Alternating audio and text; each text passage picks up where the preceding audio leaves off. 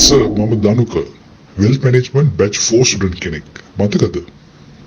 Thank you sir. Made around 450,000 ලක්ෂ 4 මාර්ග profit එකක් මම හෙව්වා. After joining the course.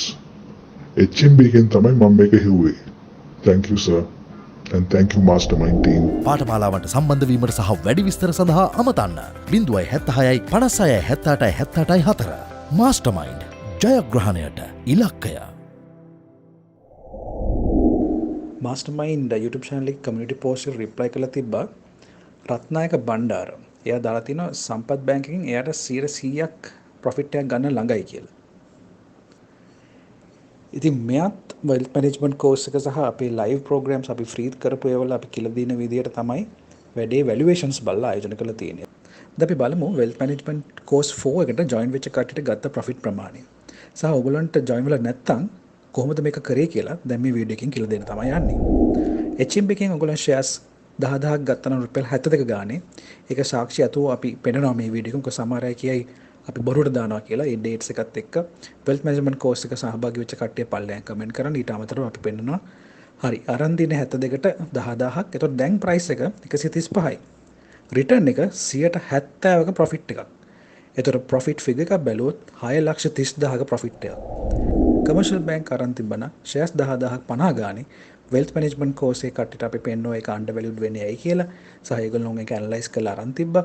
එතකොට දැන් price එක 171ක්. එතකොට return එක 145ක profit එකක්. profit figure එක ලක්ෂ ගණන් වලින් බැලුවොත් ලක්ෂ 2.10ක profit එකක් ඒගොල්ලෝ ලබා දීලා තියෙනවා. එතකොට wealth management course එක අපි කතා කරපු පොඩ්ඩක් ඔයගොල්ලන්ට දැන් පෙන්නන තමයි සූදානම. number 1 අපි කතා කරා ඒක ලියා ගන්න. market P එකට වඩා right number 1 අපි ලියාගත්තා අපි net assets per share වලට වඩා අඩු මිල සමාගම right so trading below net assets per share you buy. number 2 market P එකට වඩා අඩු සමාගම. කියන්නේ stock market එකේ market P එකක් තියෙනවා. ඒ P එකට වඩා අඩු සමාගම. කියන්නේ market P එක කොහොමද? දැන් අපි stock P එකක් හොයාගත්ත 9.41 right අපි දැන් හොයාගත්ත 9.41 කියලා හොයාගත්ත stock P අපි කියලා බලමු මේක ගන්න හොඳද නරකද? සමහර අය අහනවා මල stock එක මොකද? මේ stock එක මොකද? සමහරට ඒගොල්ලෝ ප්‍රශ්නේ. එතකොට ඔයගොල්ලෝ පටස් කරලා ගිහලා බලන්න market P එක කීයද? දැන් කොහොමද market P එක හොයන්නේ? මම ඔයාලට පෙන්නන්න cac.lk වෙබ්සයිට් එකට යන්න. right ඒකේ cac.lk වෙබ්සයිට් එකට ගිහිල්ලා ඔයාලට යන්න පුළුවන් markets කියලා ඔබන්න. මේක ලියා ගන්න නැත්නම් අමතක වෙයි. markets කියලා ඔබන්න. ඊට පස්සේ අපි මෙතනට යනවා publications කියලා. අපි ඔබනවා CAC daily. එතකොට 2000 අපි දැන් අද 29 නේ. අද 29 නේද?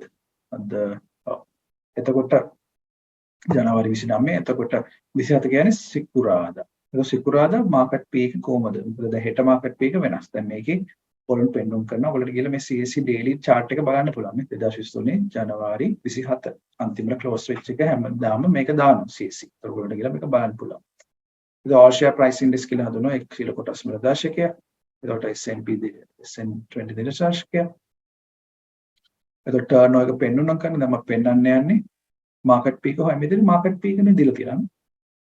එතකොට 2027 අන්තිමට ජනවාරි market peak 5.03 නම් අර අපි හොයාගත්ත කොටස 9.4 නම් ඒ කොටස මිලදී ගැනීම සුදුසුද නරකද? Is it a good stock to buy or not? Comment below. Comment below. Compared to PE ratio, now we showed you how which stocks to suitable ne PE ratio සම්බන්ධව PE market P එක පහයි නම් market P එකට වඩා වැඩි නම් ඒ stocks වල අත තිබීම ටිකක් භයානකයි. ඒතර ඒකට වඩා අඩුයි නම් අපි මේ වගේ stocks බැලුවට ගැටලුවක් නැහැ. ඒකට අපි දැන් portfolio management excel sheet එකක් share කරන්න යන්න ඔයගොල්ලෝ එක්ක. ඕගොල්ලන්ට කොහොමද මොන වගේ stocks ද ඔයගොල්ලෝගේ portfolio තියාගන්න සුදුසුද කියලා. right අපි ඒක ගන්න.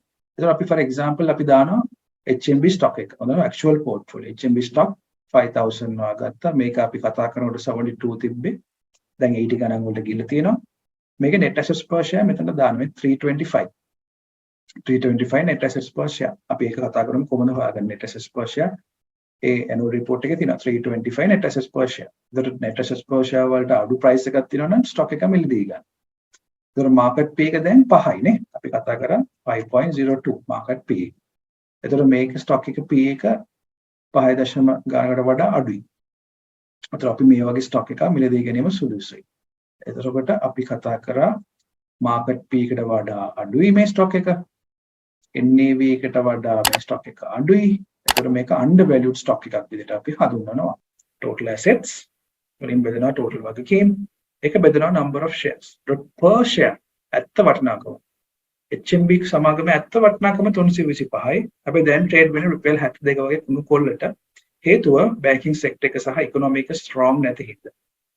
ඉතින් බැංකින් සෙක්ටර් එකේ දේවල් කීපයක් තියෙනවා ඩොමෙස්ටික් අපේ MasterMind master class wealth management course එකට සම්බන්ධ වෙච්ච කට්ටියට later on you can develop ඔයගලන්ට අව develop වෙන්න පුළුවන් target price target portfolio අනේ මේ වගේ ඒවා දාගෙන යන්න පුළුවන් sector diversification ඒ ඔක්කොම දැනට basic එකව ටික කරගන්න.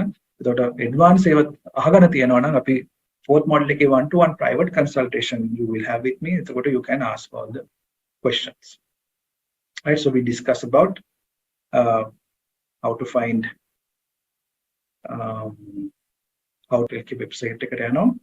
I'm going to see .lk website. I'm going to show you how to find net assets per share of HMB. Right. So CS.lk website. We are in HMB screen. How do you find net assets per share? Or manually ගන්න කරන්න අවශ්‍ය නැහැ.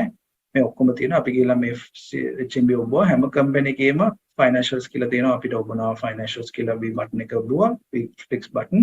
Then we can go to quality to see the best faster one. When we click on that HMB statement, බලන්න HMB කොච්චර profit කරලා තියෙනවද? ඒ ඔක්කොම විස්තර තියෙනවා ඉතින් HMB how much of profits they have made. මේ details අපි දැන් හොයාගෙන යන්නේ net assets per share. නේද? බලමු net assets per share කොහෙද තියෙන්නේ? ඒකේ තියෙන financial position. ඒ කියන්නේ balance sheet එකේ මේ හරිය තමයි තියෙන්න ඕනේ. තමයි මේ net assets per share කියලා ගෙඩි පිටින් තියෙනවා. net assets per share 355. So net assets per share is 355, which we see very easily. We can find the net assets per share. අපි බලනවා commercial bank එකේ net assets per share කීයද? 161. Right? කම්පි කට්ටිය ලියා ගන්න commercial bank එකේ net assets per share 161. Price to book value 0.32. ඒ කියන්නේ එකට වඩා අඩු සමාගම් මිලදී ගැනීම සුදුසුයි. හැබැයි ඔක්කොම ගිහිල්ලා බැංකු ස්ටොක්ස් වල දාන්නේ අපි පෝර්ට්ෆෝලියෝ ඩයිවර්සිෆයි කරා. අපි පහකට බෙදනවා එකක් බැංකින් ස්ටොක්, එකක් export ඩ්‍රිවල්, one or two export companies, then hospitals අනේ වගේ රියල් අපි කොටස් පහකට විතර බෙදනවා. අපි ඩයිවර්සිෆිකේෂන් ගැන කතා කරා ස්ලයිඩ් එකක් මුලදී. අනේ ඒ ස්ලයිඩ්ස් වලින් කැමති ඩයිවර්සිෆිකේෂන් පහක් වගේ අපි බෙදන ස්ටොක්ස් පහක් මිලදී. පාඨමාලාවට සම්බන්ධ වීමට සහ වැඩි විස්තර සඳහා අමතන්න 076යි 56යි 78යි 78යි 4. MasterMind ජයග්‍රහණයට ඉලක්කය.